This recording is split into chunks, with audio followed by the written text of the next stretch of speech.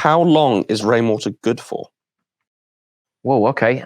So rainwater, generally, of course, falls from the sky, and we are looking to collect it into a storage container. Again, kind of touching on what you just said there, it kind of depends on the type of storage device that you have. It could be an above ground tank.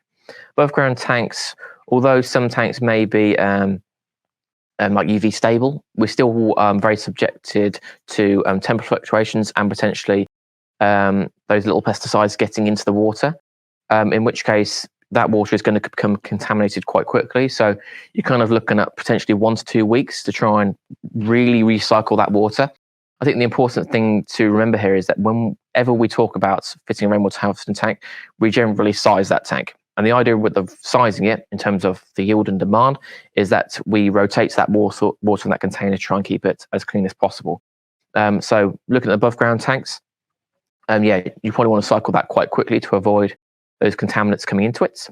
With underground tanks, we've got a much more controlled environments. We haven't got the UV and the temperature fluctuations to that water because we haven't got direct sunlight hitting that tank. So we can store that water for longer. But yeah, when we're talking about sizing an underground rainwater harvesting tank, you really need to consider what are you going to be using that rainwater for. If you're just going to be using it for garden irrigation, of course, you can potentially oversize your tank quite significantly because we're not using that water for anything which is going to be harmful to us. If you're going to be using it for other applications, then you need to potentially really consider start treating that water to remove those contaminants so it always gets the best water through into the property. One of the final notes, I suppose, with any rainwater collection device, you'll generally filter the water into the tank, so you are getting rid of most of the impurities and stuff. So that always is something to consideration in terms of discoloring the water.